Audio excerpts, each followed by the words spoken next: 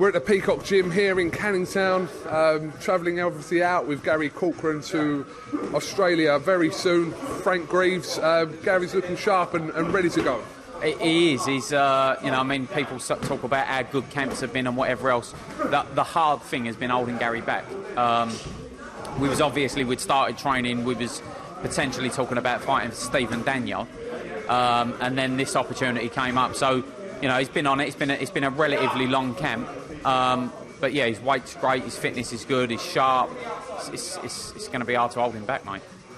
Just talking to Gary there, you know, the whole talk of Bradley Skeet possibly getting this fight, and talking to Bradley Skeet a couple of weeks ago, he has nothing against Gary getting this fight. His disappointment came through his own situation, but it is what it is, and what a great opportunity Gary's been given to go out there and defeat Jeff Horn.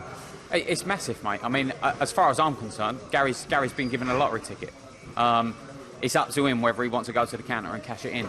You know, let's have it right.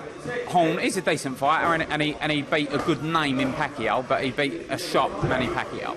Out of all the welterweight world champions, Errol Spence, Keith Thurman, Jeff Horn, every welterweight in the world wants to fight Jeff Horn, and Gary's been given that opportunity. So, yeah, I mean, obviously commiserations to Brad. He was extremely close to getting it, and then they decided to go down another route.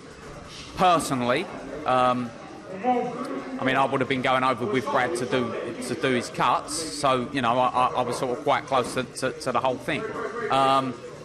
But, you know, it's just one of them things. It's boxing, opportunities come, you've got to grab it with both hands, and I firmly believe that they're going to be in for a really big shock when Gary gets in the ring and they see what he's all about on the night. Do you believe that Jeff Horn's team have picked Gary Corcoran over Bradley Skeet, rather, because they believe him to be an easier touch than Bradley? I think, not necessarily an easier touch, but stylistically, they think that it's going to be an easier fight for them. I mean, look, let's have it right. Bradley does what Bradley does. Some people love it, some people hate it. But he's extremely good at what he does. He's got a world-class jab. You know, he's patient, he's clever. And I genuinely think that someone with Jeff's style could maybe get his ears boxed off by a Bradley Skeet. So, you know, they've gone down the route, they've changed, they've picked Gary. Based on footage that they've seen of him from maybe 2 or 3 years ago, where he was a bit raw and he was a bit ragged. He's had world-class sparring, he's had good learning fights. He's done the 12 rounds, he's strong, he's fit, he's, as far as I'm concerned, he's the livest opponent that Jeff Horn's been in with.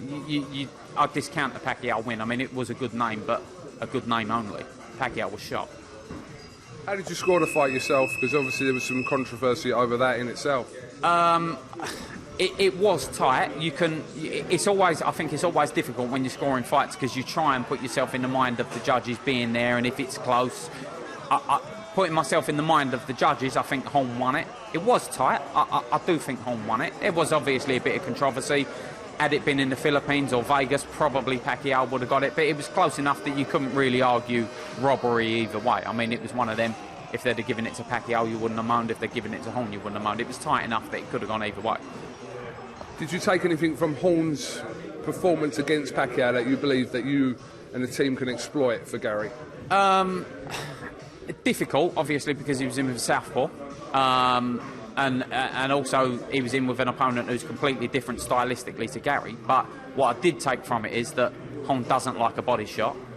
He can be hurt.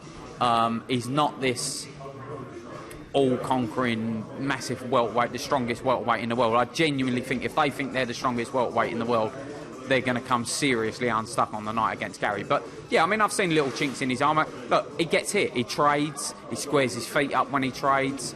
He's similar-ish to Gary in the fact that he likes to get in there and he likes to let his hands go. So there's plenty of opportunities if you box the right fight, if you fight the right fight.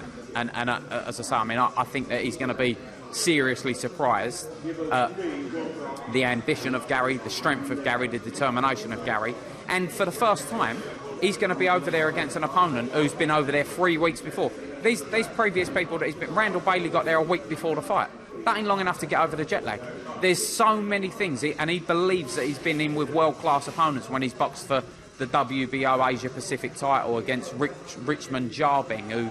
He's all right. He's not a bad opponent, but he's not he's not a fully prepared, strong 27-year-old who's going there fully expecting to get the win. And I think they're going to be really surprised on the night.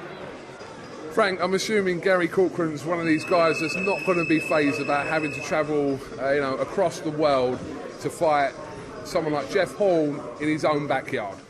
Right now, at this particular juncture in Gary's career, to use a company phrase, Gary don't give a monkeys. As far as he's concerned, a ring is a ring is a ring. It doesn't matter to him whether there's 70,000 there, 7,000 or 700. He literally just wants to get his hands on Jeff Horn, and that's it.